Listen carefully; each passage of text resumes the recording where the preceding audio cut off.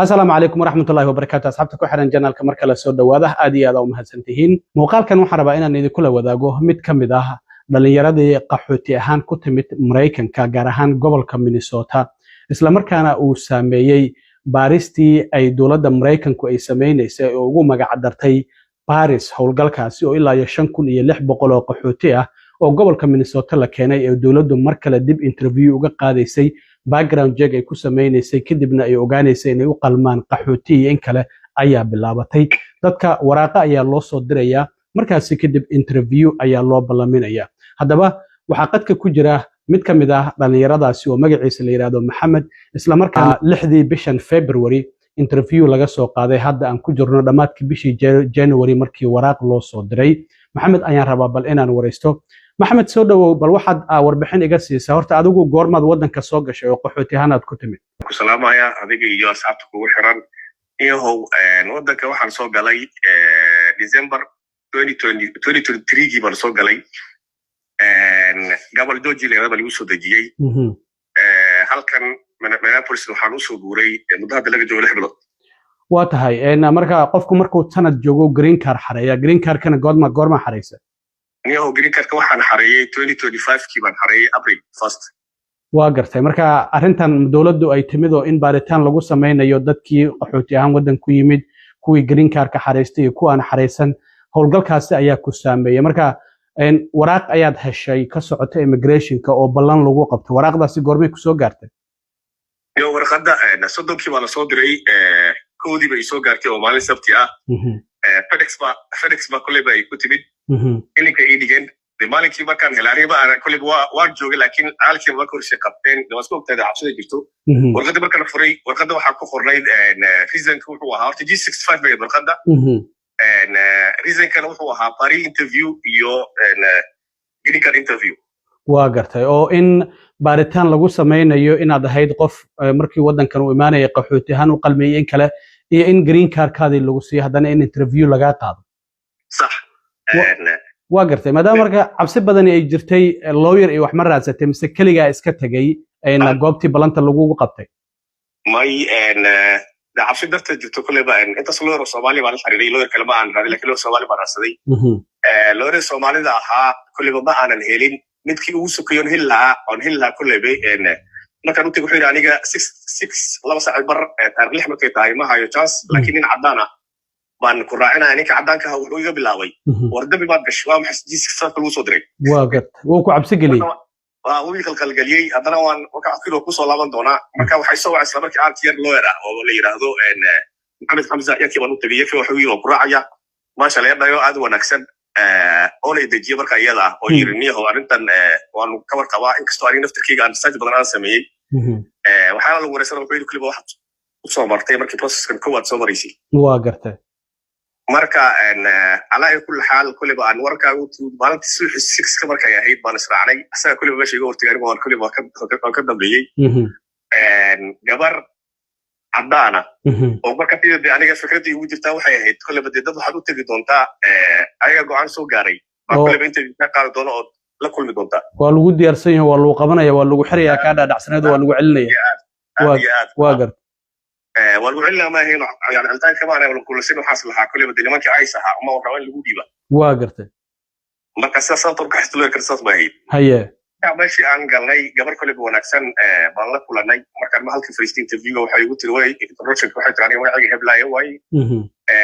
waxaan maanta aan ugu yeerno waxay tahay bisaado maana sidii yani short notice waxay tahay interview Paris baan rabnaa inaan ku yeelana oo dawladda hadda soo gaabisay waa gartay oo diyaar ma tahay marka waxa kiri waan cabsanaa still am nervous laakiin diyaar baan u ahay inaan interview marka waxa tiri waxba ha cabsanin anaga interview qaadayna kulli waxa tiri horaan ba kuma aanan jirin interview-gan oo dad kale ay interview ka qaaday laakiin anaga waxaanu nahay qaybta maartay refugee-ga u xil saaran USCIS ka tirsan oo refugee u xil saaran baan nahay inta wadan baan ka soo qaaday dad interview oo horaan ba dad qoontii halkan la keenay dadkii horaan ba interview ka soo qaadanahayn marka process-kana hadda dib ma dadka loo celinayo wixii horaan xagga ka soo qaadnay ama hadda dib ma dadka loo wareysanayo marka waxa tiri waxba cabsanin it's just as simple as saado malaysa ma ahan arintu arin sahlan waa gartay anna waxay tiraahday sida baarta ugu wanaagsan baan ku dhaqmaa insha Allah waa gartay marka turjubaan ma u baahan tahay miya lagu yiri mise luqadda ingiliishka waad fahmaysaa ma ku weydiiyeen su'aashaas aad iyo aad waa shayga hore lagu weydiinayo intaan lagu dhaarinin interviewta laga qaadin waa lagu dhaarinayaa inaad ingiriis ka raysid inaad turjubaan u baahan tahay marka aniga kowdii hore ingiriis baan kusoo maray interviewga markaan waddanka imaanay marka waxay u tiri interview waxaan filaya inaad ingiriis kusoo martay haddana ingiriis baan interview kaga qaadaya turjubaan uma baahni soomahan haa baan ku yiri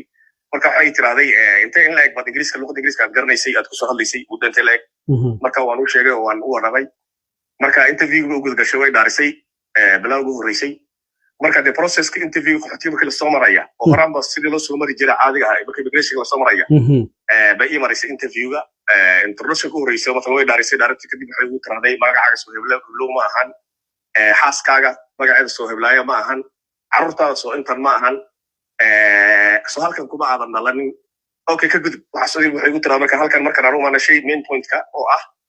laba su'aal oo ugu muhiimsan halkan oo ah past iyo future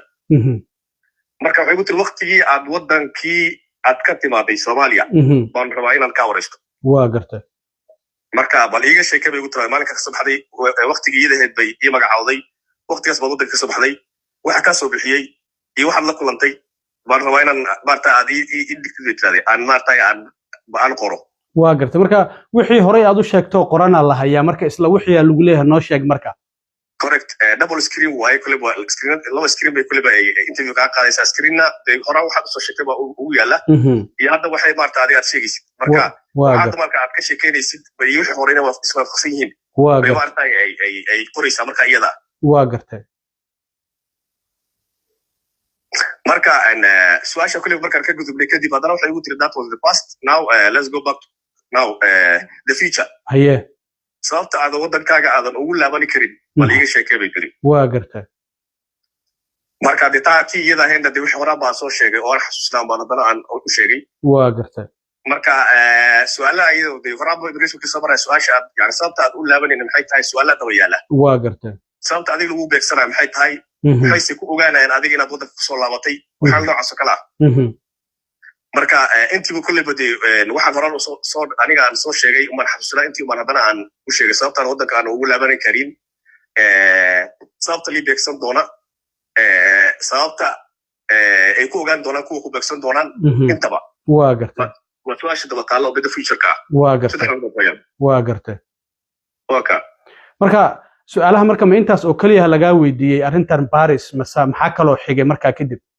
may wax kaloo xiga ma lahayn su'aasha Paris intaas bay ahayd horaana de anigu ku sheegay intaan interview gelin waan research baan sameeyay warqad interview dadka uga qaadaan warqad I think G590 baa la yiraahdaa oo qolada immigration ay dadka imtixaanka uga qaadaan marka first warqadda kulliba waa un kooda horeysa waa un profileka magacaaga halkaad ku dhalatay haddaad carruur leedahay mise xaas leedahay kulli ku jiraan marka laba su'aal baa ugu muhiimsan marka adigu waxaad sheegtay xaas iyo family ma kula socdeen mise waddankay kaaga soo horreeyeen carruurtu way la socdeen waa gartay iyaga marka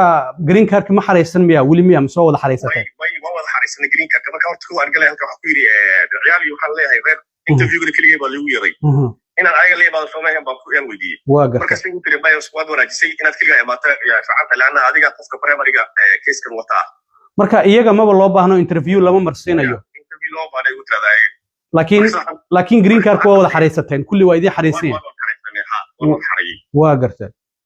marka wada xareey marka waxaan ku yiri dad hadda interview looga qaaday xabsiga oo la xiray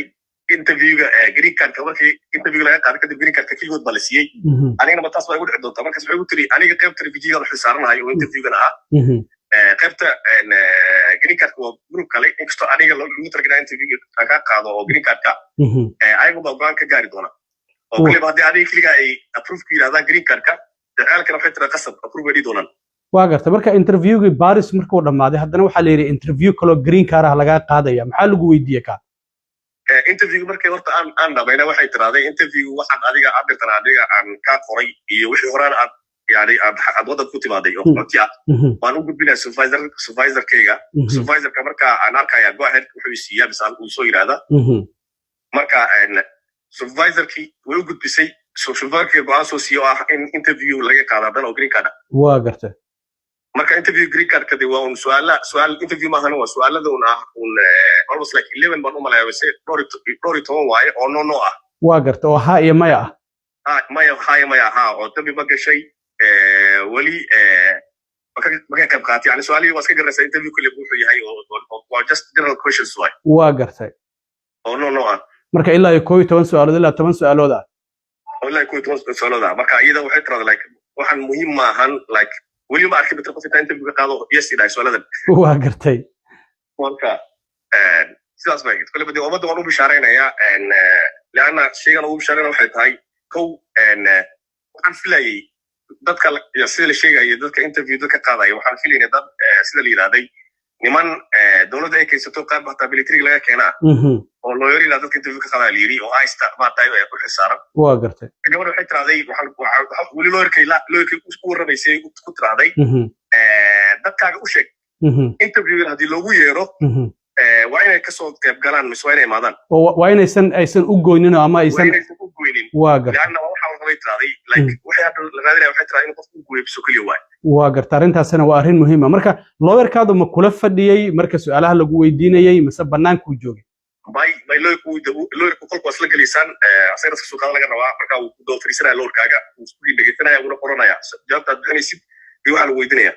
waa gartay marka maxaa kula talinaysaa dadka Soomaaliyeed oo cabsanaya oo dhahaya hadii interview lagugu yeero aysa meesha kugu sugayso ku qabanayso maxaad ugu bishaareynaysaa maadaama adigu aad soo martay hadda 6 bishan interviewgan sida aad sheegtana oo san si aad u dhib badnay horta ummadda waan u bishaareynaya oo cabsidii la filay horta ma jirto san leeyahay laana taayada waxaan ku hubsaday gabadha waan wareystay oo waan u rabo waxa ku yiri oo dadku cabsanayaan aniga tirkiyada ku warfadhi waxa ku yiri cabsanayay oo waxaan filayay in halkan ilinka igu sugayso ice marka interview qadid markasta halka kama aanan imaanin annaga waxaan nahay tiraaday ummadii dadka ka soo qaaday interview wadanka keentay kuma aanan jiri program kan hadda la soo create waa ugu horeeya waa saysan leedahay waa dadka maanta laga qaaday interview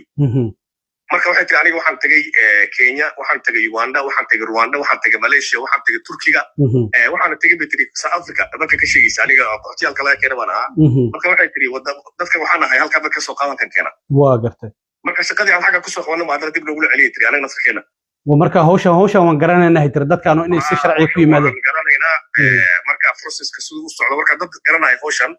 qaabka interview loo qaadan garanaya dadkii halkan keenay waaye waa tahay maxamed aad iyo aad u mahadsan tahay waa kaaga mahad celinaya wareysiga in bulshada Soomaaliyeed gobolka Minnesota ku dhaqan aad la wadaagtay interviewga iyo qaabka uu yahay waxaan filayaa dad fara badan oo iyaguna wadnaha farta ku hayay oo sugayay waraaqahaasi